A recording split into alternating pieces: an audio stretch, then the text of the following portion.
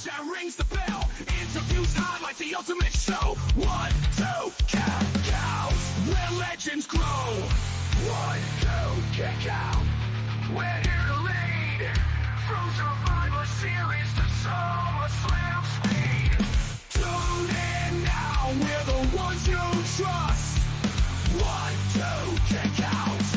In us you must. Why?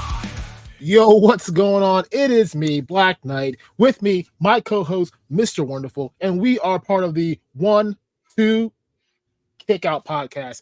And we are here to bring you the post show of SummerSlam that happened right in Cleveland, Ohio, just an hour north of me. Travis, my man's, as you can see right here, right there, one-time PPV champ, baby. Hey, you know, a broken clock's right like twice a day, right? Sometime, yeah. I mean, that's what they say. That's what they say. You know, hey, I'll give you your flowers. You know, I will give you your flowers today. It's only today. And you know, I'm already on to the next one. Well, I hope you're in the lab cooking, because that's gonna soon say 2-time. Back to back. I'm not good with this, man. I'm gonna throw in the towel. I'll tell you, dude, that sports card though was interesting, because like I think it was like the Gunther match. Like, how many chops? I'm like, I don't fucking know. It's so gonna be in this match. It's so I think like the end was like 45 chops throughout the whole match. Yeah, it's so prop bet-esque, right? Like, it's like the Super Bowl, and it's like, how many field goals does the team, you know, do both teams attempt to do together? How many rushing yards does this person have combined, right? Like, it's so like that. And they actually do one for the Super Bowl too, so I'll have to check that out around Super Bowl time. But yeah, they do it for that, and it's really weird. It's how does the Spanish announce table get broke? Right. Is there outside interference? How many aerial moves, right? Like, for certain things. So it's a very unique approach. It's not as simple as what we do when we do our predictions, which, you know, we stick to the predictions as who's going to win. I say we stick to it, but if you watch the last one, you know, we stick to it. We have our predictions and our you know, Monday morning booker approach, you know, but you know, it is what it is. Hail to the champ, I guess, right? Thank you. Yeah. I'll be here all week. It's okay. Let's get right into it, man. Let's not cut to the chase. You know, we are actually recording this now 2 weeks after SummerSlam, due to busy schedules and all, and so I haven't had a chance to watch Raw or SmackDown at all. I have no clue what has happened. I've avoided all spoilers for the most part. So after this show that we are recording, I'm going to get caught up on 2 weeks worth of Raw and a SmackDown that I missed. So good deal. Let's go ahead and pull up the slide there, and let's see how we did. Sounds good. Yeah, so SummerSlam review. We'll just jump right into it. Well, so this was my mistake, right? I thought this was going to be on SummerSlam. We picked it, so we left it. I mean, that match was good. I enjoyed it, especially when they got rid of Toalanga. Or whatever his name is, and they subbed in Jacob Fatu. I'm still wondering if that eye patch is that a real injury or is it just gimmick? I feel like it's a gimmick, but I don't know. I don't think I've ever seen him without it. Yeah, so you know, if you recall, we both picked the same guys to win, and you know, we have the score right there. MrWundrful and Blacknight both 1-1. We both picked the new bloodline to capture the titles, and they did. Anything you want to give about that? I love the ending. No, I mean, like I said in the show, man, like, if you're gonna do this, they have to carry gold, and best gold to carry right now is the tag team titles, which will I think will set up something futurely. But this was the right call to make. Triple H did it well. We called it right, and there it is, right there. Your new tag team champions. Yep. And then I think the next match we're gonna go to here. Hold on a second. Is the Nia versus Bayley women's title. And this one, I did not see it going this way, man. I didn't either. And neither did you, because we both only have 1-1. So we're both still stuck with 1 point because we missed on this one.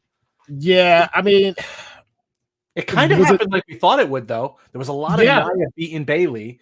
Yeah, and she then dominated the match, and like I said, Tiffany Stratton came out with the fake cash in, just like we thought. But yeah, I mean, like Triple H said in the post show, like it was the right time. It was like where she was to where she is right now was the best time to put the belt on her, and I really wish they would have held off maybe one more like pay-per-view run. But all hail Queen Nia, man.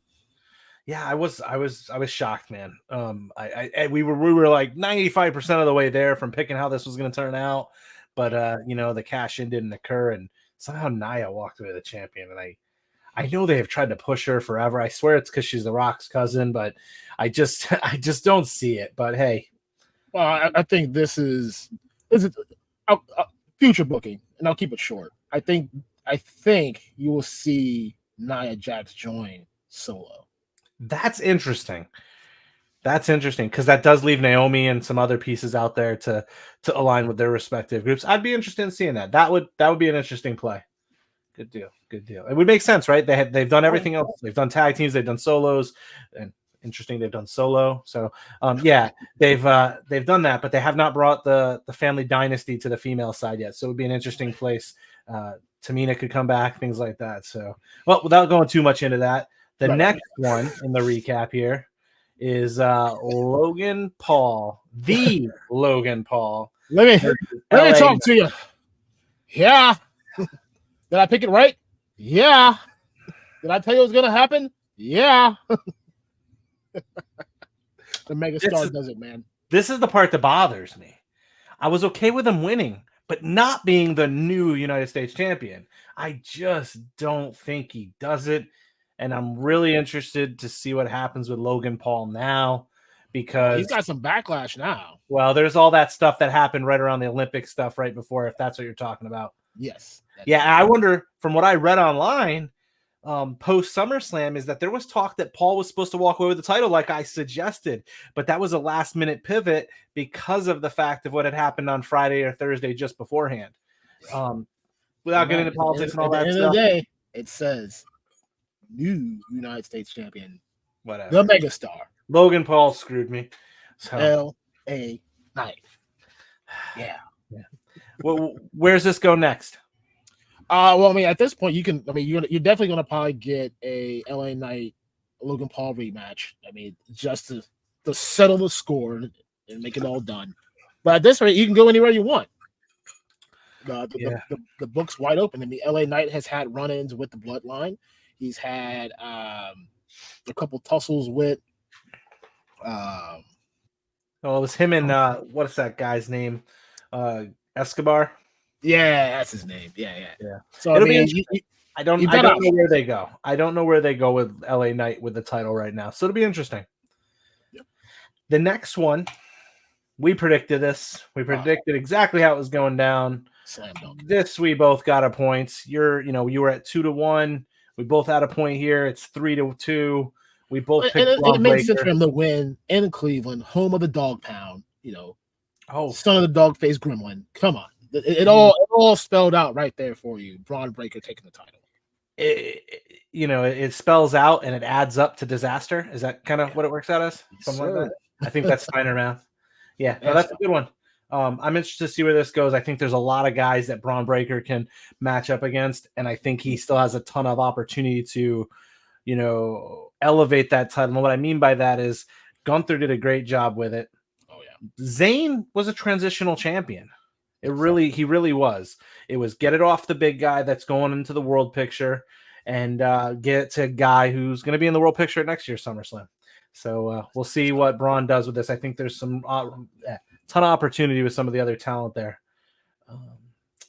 Going into the next one, this one here, besides all the side quests we took this match on, you and I both got this right, both picking Liv Morgan. We both got this, so it's 4-3. There should be like a little asterisk point for me though. I told you, Dirty Dom was gonna leave mommy for Liv. Couldn't believe it. Opening the show and doing it too. Oh yeah, open. It was a good match to open with, it set like the early bar of like how the show was going to run. Yep. And then just to see Rhea's face at the end, like watching Dom just like plant a kiss on Liv, and she was all like, "Oh my god, oh yeah, I like this. Hold on, wait a minute, come in." Yeah. Like, No, I mean, it was just go ahead. no, good. I mean, it's just a shocking moment, but like it was a predictable shocking moment. Yeah, I still didn't see it happening, so it's very interesting to me. There's a lot of things I've been reading online since SummerSlam where they talk about how the whole thing with Finn Balor and Liv going all the way back to when they were teaming with AJ and they did a too sweet and all that stuff, and how Balor's always kind of been the odd man out with the whole group and never really been with all the stuff we'll talk about here. But obviously, Ripley's not, with Dom, and there's things to come here shortly. But again, this isn't the end of these two. That's for sure. Yeah, no, it's definitely not. This is just heating up. I think this is a great opportunity to elevate both females into a larger role, and they're already doing a ton of stuff on TV. So, interesting point before we go into the next match is 5 title changes if you count the tag team title change at this point. 5, both women, or sorry, the not both women's titles. This women's title stayed the same. You had both the U.S. You had both the Inter. You had the tag title. I'm sorry, 4 title changes. You had the women's tag title. I'm sorry. No. You had the SmackDown tag title, the women's world title, the women's SmackDown world title, and then you had the Inter and the US. Is that? Yeah. Wait, is that 5? No, this one didn't switch. I'm sorry. I keep misspeaking. This one didn't change hands. I keep thinking Ripley had it. So 4. But you had the women's, the 2 mid-card males titles, and the tag title switch already. And we're not even through the card. There's still 2 more title matches to go. I couldn't believe it. I would have never predicted that many title changes, hence the Paul thing. Whatever. You got it. I give you that point. Whatever. I got to deal with it. The next match. So this match, I want to talk about for a minute. Yeah. We know how it went down. Drew McIntyre win. Neither of us got that right. Did not see that happening. I think you said Punk. I think I said no contest, things like that. Neither one of us got it right. That said, what's really interesting about this is we said it when we were talking. They tried to throw the little throwback to 97, 96, whatever SummerSlam that was, that Shawn and Brett and Taker were all there. Even the entry, the clothing they wore, Punk was wearing the Brett colors. Drew wore that big coat like he was the Undertaker. And then even Seth with the almost like Shawn Michaels t-shirt. Dude, it was just like such a handshake. Kudos to the guys that have been watching it for 30 plus years now. So great match. Great match. Awesome. It went. The thing that bothered me about that match was CM Punk was so inside his head about that bracelet. It didn't make that's the only thing. I mean, like I get it, but that was kind of cheesy. There's so much other emotion going on in this match between these guys to get torn up over that bracelet. I mean, it's not a wedding ring. It's not, like it just kind of seemed cheesy. Like I don't know. Remember those chewing, the candy things on the candy necklaces, candy bracelets you used to chew on? That's what it makes me think of. And it's like, really? Yeah. That's why you're going to lose the match to Drew McIntyre? And then, like I said, it was, McIntyre had it, and, Punk takes it off of him. He's like, yeah, I got it back. I guess somewhere in the match he drops it. Yeah. And then, Rollins picks it up, and he's like, what are you doing with my bracelet? Yep. That's my bracelet. Like, bro. He's roughing the match. And by the way, let me tell you, Seth Rollins, he really did, for the most part, call it right down the line. Yeah, I was waiting. I was waiting for the super kick to happen to both guys and give me my draw win, and it didn't happen. And that's all I needed to get this W this during this one. It didn't work. But no, it said McIntyre. He got the job done, and the little kiss at the end, he takes that bracelet and walks off with it. Yeah, so, I don't know. This is another one that it's not done. These 3 men have a much bigger picture. It's going to get painted over the next couple months, and see how it goes. Yep. No, I definitely agree. So that leads us. I mean, that great match, right? I think that by far was like, there was some great stuff that happened before this. But this was like a good match. little sour about the bracelet flopping thing, and if that's how it had to go down. I know there's some tie-ins, but either way, I won't say I was disappointed, but I wasn't like, ooh, this is great. But brings us to the next match: Priest versus Gunther. Dun, dun, dun. Yeah. Gunther. I will say, out of all the matches, all of them, this was match of the night. Like, for me, Damian Priest went out there and he had to prove himself. One, that he can hang with Gunther. Not only did he hang with him, he made him bleed from all the chops that he gave him. He bled from the chest. So, if anything, Gunther got some respect from Damian Priest in that match. But as a whole, that was, I'm not gonna say it's a 5-star match, but it was a damn good match, and I will say match of the night.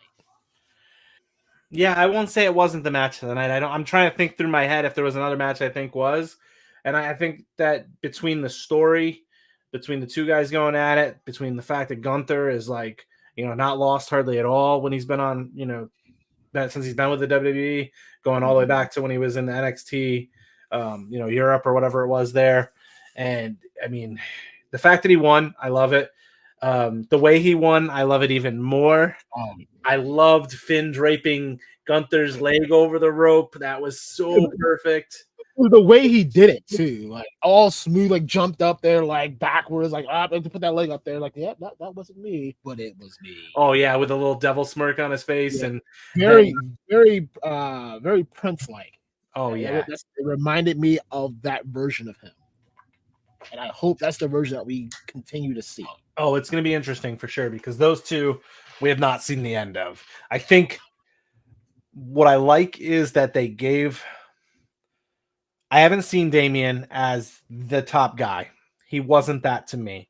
He hadn't done enough. He hadn't put enough under his belt to be able to be the champ. So the fact that they moved it over to Gunther, who I believe looks, acts, carries himself like a world champion and could be a dominant presence, I think it was good, because they didn't make it so that Damian has to go right back against Gunther, whatever they do next. But they pulled it away so he could refocus his attention to the Judgment Day collapse and do that feud with Finn and settle that up before he decides he wants to go back at the world title, which I think is what Damian needs. Is he needs that Finn Balor feud to go the way it needs to go. Like, it needs to be a success to elevate to him to be a true champion. Like, we've seen plenty of guys cash the briefcase in that weren't considered top tier guys just yet, but by the time they cashed it in, they seemed like it. Damian never felt like that guy to me. I think this feud and the repivoting for him to go against Finn and the Judgment Day collapse is an opportunity to finally put him into that actual upper echelon of guys. Oh yeah. And say to me, this is another one of those. He's a transitional champ that you can believe in. Yep. Absolutely. Now you just need to build him up more to make him a solidified champion. Yeah. Because he comes back, he's like, I never lost to you fairly, right? Yeah. At any time, he's like, Gunther, you're a tough guy, but you never beat me fairly. Finn had to cost me it. And by the time Damian gets there and they pull that card, I'm hoping he's got a couple of the more significant feuds under his belt that elevated him to that next tier. And, the badass that I've, saw that night where he was angry and you saw him furious, that comes out. I want to see the true, Archer of Empress, his NXT version. I want that guy. Yeah, I want the badass, the almost out of the darkness, angry, ready to rip anybody's head off and go after him. Not the kind of laughing, I'm just going to pick on R-Truth because R-Truth is the most comical character in the history of that WWE. Take that man at all cost. I love R-Truth. Don't get me wrong. I think he's the best part of the Judgment Day ever. But he's the best part of anything he's involved. Yes. That's a whole other video. Oh, absolutely. The next one. So again, at this point, 4-4. Yes. I've now climbed up and tied it up with you here on the official, pick'em that we do from the live stream here, and then that brings us to the main event of the show, which was Solo and Cody. Which we both picked Cody to win and walk away with the title. We knew it wasn't going to go any other way. It just didn't make sense. Solo wasn't there yet. I mean, with Bloodline rules, I mean, you opened up that whole window for it to happen. We knew that Solo wasn't winning the title here. If he's to win it, it's too soon. Oh, right. It would But be it more does, too early. But it did do exactly what I told you was going to happen. The return of the tribal chief, the original, the OTC. Technically, it's Umaga. We won't go. I was gonna say he's not really the original because like Umaga's the original, even with that red necklace that he wears, the ceremonial thing. Yes, but Roman Reigns is back, and for a minute when he came out, he had that in the WrestleMania look. Like he looked at Cody like he looked at Seth, but he took that Superman punch. Well, he aimed it like he was coming after Cody, and then he just that's why I'm like, oh no, please don't. Not now. I need this. He hits him with the Superman punch. He goes and hits him with the spear. And now we're full speed ahead to no Heyman, no Jimmy. No, Jay. That's what interested me the most. Like I figured that, like that segment right before Cody goes out and Arn Anderson's with him, which was a great moment, by the way. He's like, "Well, we got friends," and I'm like, "Okay, well, I still think it's going to be Roman, but I thought it was going to be Paul Heyman coming out because he got put through a table, and then he introduces the return of Roman Reigns." I was in the moment, just between you and I and everybody watching at home. I was in the seat watching this, and I thought, oh, man, it's not going to be Roman. It's going to be Brock Lesnar. Because, ignoring all political things from the backstage stuff, but, like, the Heyman thing, thinking about, like, when you think of Heyman, yes, he's an amazing manager. He's managed the champions of champions. But, like, my mindset was like, damn, Brock Lesnar's going to come out. It was SummerSlam last year when he shook Cody's hand. This makes total sense.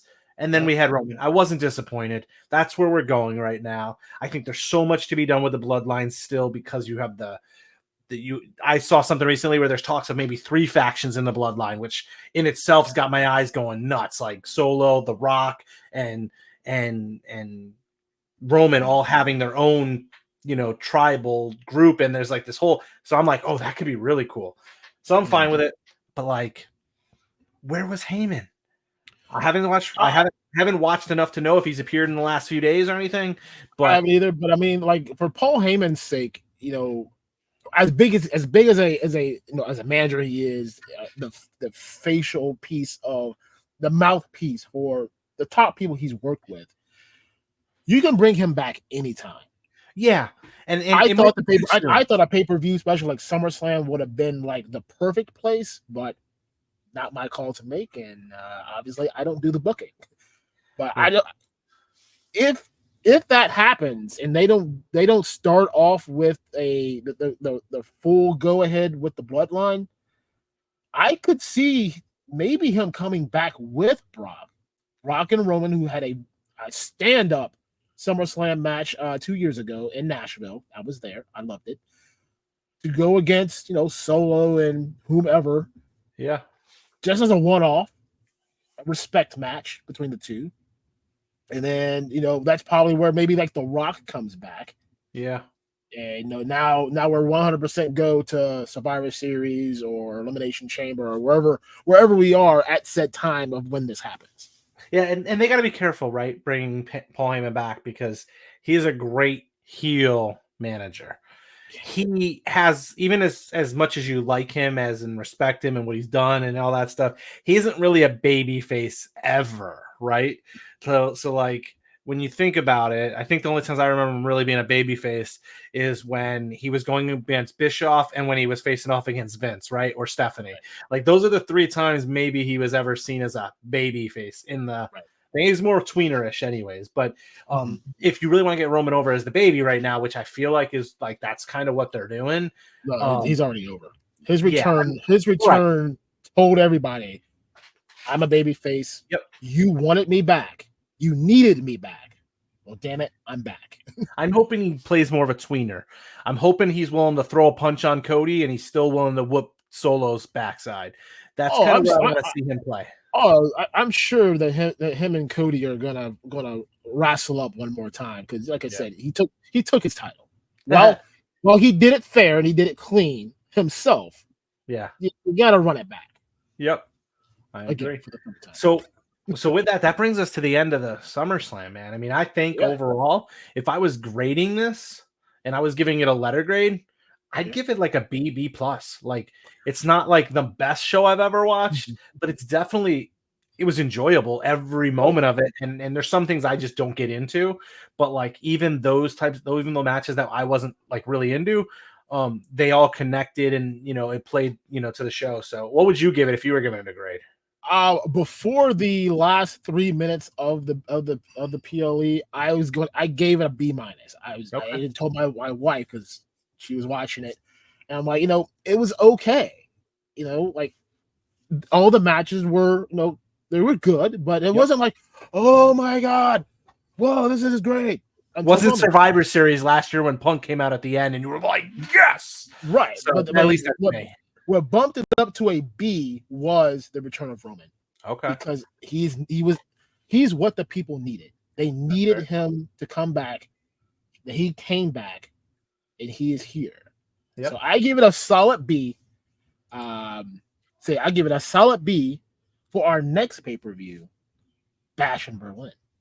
Yeah. I got that. And I'll align with you. I'll come down from my B plus. I was saying B to B plus, but I could let 1-2 kick out, settle at a B for the SummerSlam collectively. I can definitely agree with that. It was definitely not something to blow me out of the water, but it was enjoyable. I wasn't disappointed, and there's been plenty of them that I've been disappointed in. This was not one of them. But what I was disappointed was this final score. For those that are following, look at that. This is technically. Oh, so sorry. Let's go back one. Final score of our pay-per-view, PLE, whatever you want to call it, prediction. Just picking the winners versus winner losers of each match on the card. We are tied. So be clear, I did not lose this portion. I mean, if you add in my 2 additional points for side view picking, it should be like 7-5. But we'll let it go because I whooped that booty on the scorecard. So it's still fine.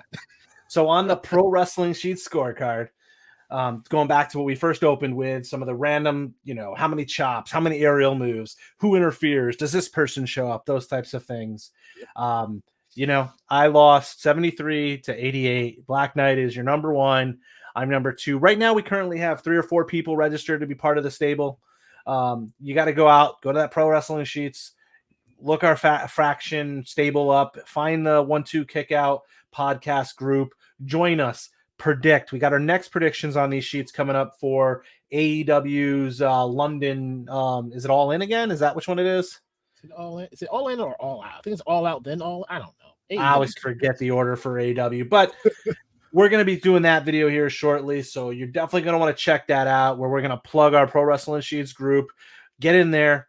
We're not exactly sure what type of prize we're going to be doing, but we want to give something out to those who can beat us. Right now, you guys are all starting from behind because Black Knight has 88 points and I have 73, and it's going to count, what we've been doing collectively since we started. That said, it is not out of the realm that I could score almost no points on one of these sheets, and you can score like 170 if you're really good at this. And when you're talking Royal Rumbles and Elimination Chambers, they get wacky in the points, and you can, score up to 165 total points on some of these sheets. So come out, participate with us, share it, get more folks to join on it. It's a fun time, and it makes for an entertaining pay-per-view as you're sitting there watching the chops going 1, 2, 3, and you don't have to do the counting. The system does it all for you, but it's like fantasy football, but for wrestling. Yeah, that's it. I loved it. It kept me interested on both sides. One for the show and how many points I was going to get. So, like I said, we're going to get our video up for the next AEW pay-per-view, and we'll have all the links, everything to the pro card sheet in the description, so don't have to worry about that. And then we're going to be straight ahead to Bash at Berlin So we got a couple videos we got to get ready for, and some live events to cheer for. So awesome. You got anything else, man? No, man. Same old, same old. You guys catch me on Tuesday nights on the Toy League Takeover on other shows every Tuesday with my boy Axion Figs.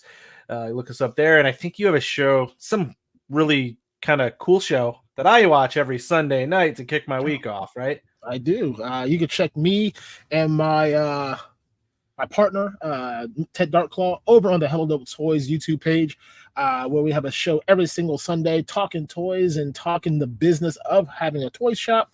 We do that. So check us out there and keep an eye out. We'll be posting some stuff about some wrestling action figures that may be coming in stock and up for pre-order on this page right here.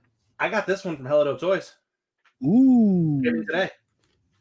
I didn't get anything. Actually, I did. I got the new main event 149 basic line just popped in. So oh man, nice. That'd be nice. But yeah, keep an eye out for that. We'll be getting some more shorts and random videos up throughout the month. So always make sure you like, subscribe, leave a comment, because YouTube likes those things. If nothing else, this Mr. Wonderful, I am Black Knight, your one-time PPV champion, and this is the 1, 2, He Kicks Out podcast, and we will see you guys on the next one. Stay wonderful.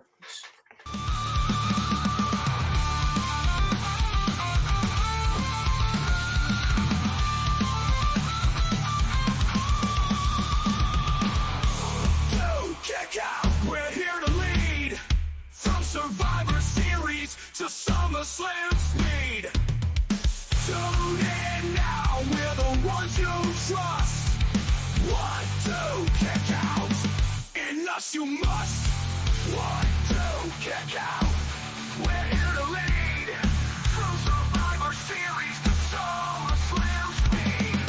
Tune in now, we're the ones you trust. 1, 2, kick out. In us you must. 1, 2, kick out.